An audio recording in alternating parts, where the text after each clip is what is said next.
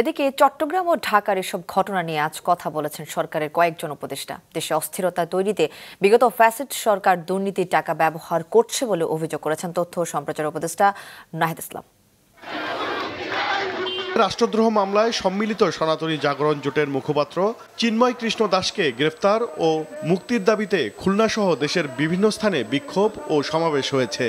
তবে তাকে সাম্প্রদায়িক কোনো ইস্যুতে গ্রেফতার করা হয়নি বলে রংপুরে এক অনুষ্ঠানে জানিয়েছেন স্থানীয় সরকার উপদেষ্টা আসিফ মাহমুদ। গ্রেফতারের ঘটনাকে কেন্দ্র করে এখন অস্থিতিশীল পরিস্থিতি তৈরির চেষ্টা করা হচ্ছে।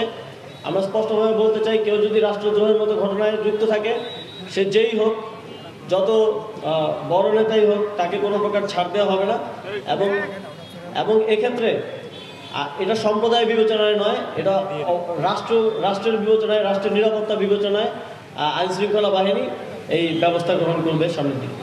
এদিকে প্রতিশোধমূলক মেগা মানডে কর্মসূচি ঘোষণা দিয়ে গতকাল সংঘর্ষে জড়ায় রাজধানীর 3 কলেজের শিক্ষার্থীরা। এতে রণক্ষেত্রে পরিণত হয় যাত্রাবাড়ি ডেমরা এলাকা। এ বিষয়ে আজ সুনামগঞ্জে কথা বলেন স্বরাষ্ট্র উপদেষ্টা। জানান, আলোচনার মাধ্যমেই সমস্যার সমাধান হতে পারে। আমরা তো চাচ্ছি না কোনো অবস্থায় আমার ছাত্র ভাইয়ের উপরে কোনো ধরনের লেথাল ওয়েপন ইউজ করব। আমরা চাচ্ছি যে আলোচনার মাধ্যমে যদি সমস্যাটা সমাধান হয়, ওটা ভালো, শান্তিপূর্ণভাবে সমাধান। এটা আমার এই ছেলে, আমার এই ভাই, এরা, আমি কার উপরে এই কঠোর হব?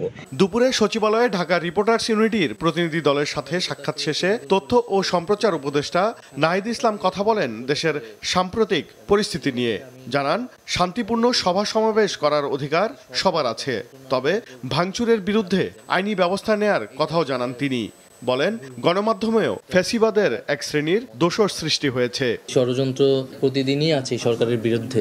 বিগত ফ্যাসিস্ট সরকার যে টাকা লুটপাট করেছে, এখন জনগণের টাকা, সেই টাকা এখন ব্যাপকভাবে ব্যবহার তারা করতেছে দেশে এবং দেশের বাইরে এই সরকারের বিরুদ্ধে নানা ধরনের প্রোপাগান্ডার জন্য। এ সরকারের আমলেই সাগররণী হত্যাকাণ্ডের বিচার করা হবে বলেও সে সময় জানান নাহিদ ইসলাম। দিতে চাই। উবাইদুল কবির, মাছরাঙা সংবাদ, ঢাকা।